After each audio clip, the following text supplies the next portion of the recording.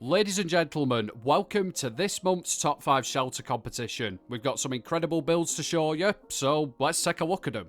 In the number 5 spot, we have Silver Bunnet with the Stop and Shop build. This bad boy's done inside of the Pittsburgh shelter, and quite obviously, guys, it's a shop, you know, the clue's in the name. Now then, Bunnet, what I liked about this one is how well it blends in with the shelter itself. Yeah, it's a little bit more colourful, but it looks like a group of settlers have taken it over, or raiders, depending on what side of fence you sit on. Now, I'll tell you something, right? I also like the simplicity of it. With it being in a shelter, you could have gone mental with it, but you've not. You've kept it quite low-key and reserved. I reckon you could pull this off in adventure mode quite easily as well. Yeah, from an exterior standpoint, Bunnet, really good job. Solid work. Like I say, it does stand out a little bit because of all the signs on it, but other than that, very immersive, quite lore-friendly, and your structure and your decor, top-notch. 10 out of 10 from me. So, interior-wise, again, really well decorated. Love what you've done with the place. It is a little bit cleaner in here than you'd expect it to be, you know, looking from the outside in. I do think it works well, though. Like I said, the level of detail in here as well is remarkable. Must have taken you a one bloody time, this bunny.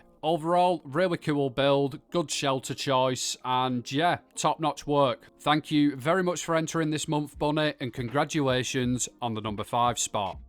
Numero 4, we have Kashi76 with the Happiness build. Now, this one is done in the Vault Utility Shelter, and it's a presidential bunker. Now, I do like the idea behind this one. It reminds me of the White Springs Enclave gaff that they've got going on over there. Now, I will say, Kashi, I am struggling to see the shelter as a whole, yeah? But I know that's how you film things. You tell a story rather than just, you know, showcase your builds.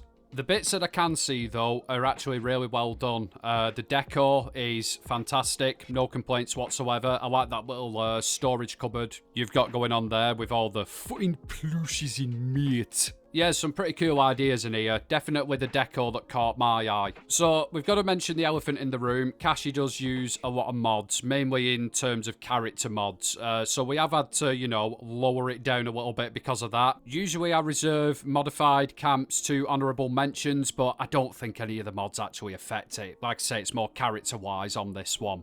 Overall, Kashi, great build, good idea behind it, editing fantastic as usual. Aye, solid job. Thank you very much for entering this month. Congratulations on the number 4 spot. Coming in at number 3, we have Roadkill You with the Bowling Alley Escape Room. Now, let me start off by saying, yeah, Road is one of the best builders I've ever seen, especially in his shelters. He makes up fun games, mad scenarios, and they are truly, you know, works of art in some cases.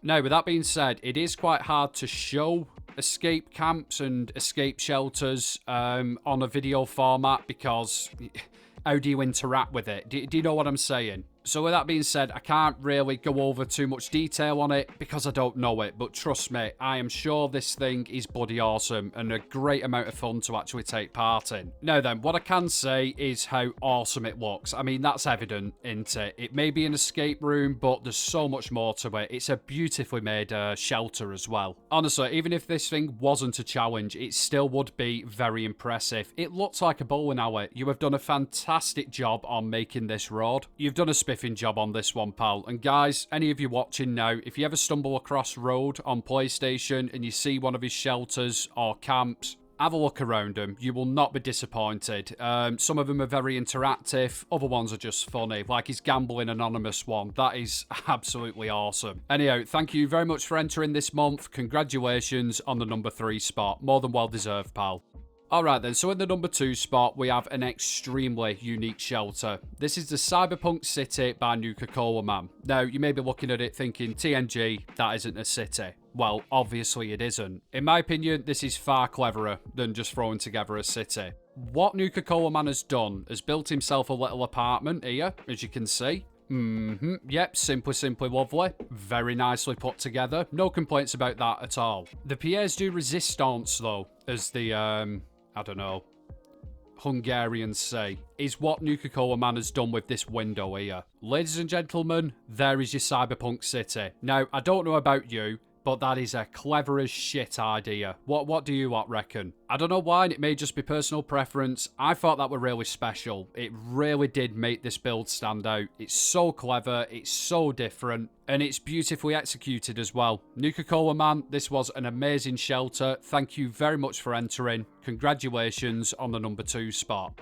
Okay then, so now we come to the number 1 spot. But guys, just remember, once I've shown you who has won this month, I've also got a couple of honourable mentions as well. Both of them are cool shelters, but they just weren't as good as the ones that have been featured in the top 5. Right then, with all that being said, this month's winner of the shelter competition is the Akiras with the aquarium build. Or to give it its more fruity title, Coral Cove. Ooh, very intriguing. So, let me give you a little backstory on this shelter because it'll make more sense. Above this, they have built a camp which focuses on diving and recovery, and it's actually built on a lake as well. Now then, when you're exploring said camp, you'll come across a submarine, which is the entrance to the toxic wasteland shelter, I do believe, if memory serves me correct. And lo and behold, once you interact with that submarine / shelter, you're taken into this. So it's kind of like below the camp, if that makes any sense, like you've dived under the water to explore.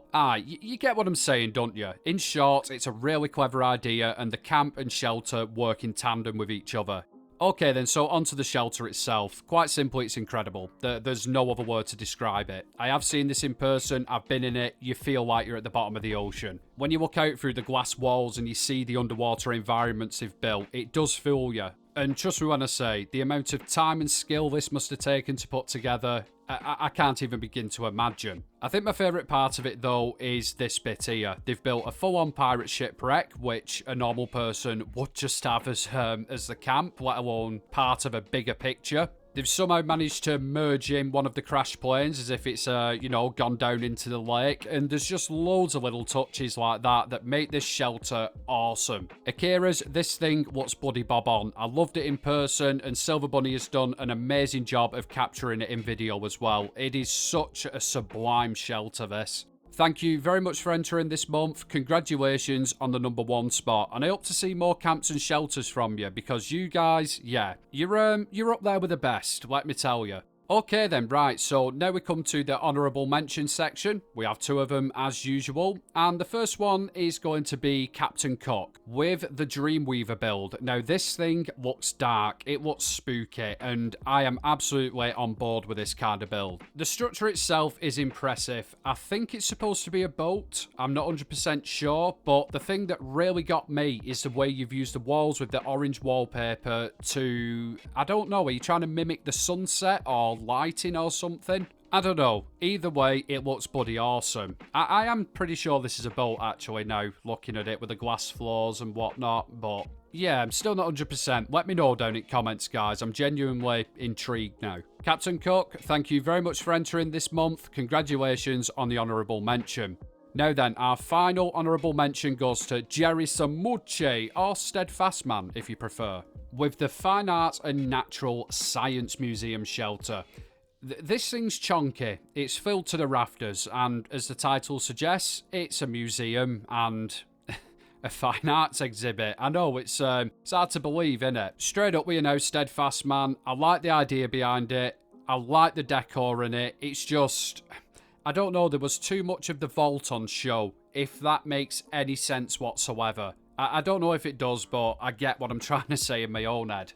Regardless though, my friend, you have done a fantastic job on it. It's unique. You don't see many shelters like this. I have seen a couple, but yeah, they're not common at all. Great job with this one, Steadfast Man. Thank you very much for entering this month. Congratulations on the honourable mention. And that just about wraps it up. Now, I will say we've not had many entries this month. I know that you guys like it, but if I don't get more people submitting, I can't keep doing this, can I? I will keep it going for as long as I can, though. If we have enough entrants to make a video, I will do, but we need more people taking part, is what I'm saying. So come on, show me your shelters, guys. Anyhow, as we say in the north, I will love you and leave you, and I'll catch you at next one. Have fun, everybody. Thanks for watching.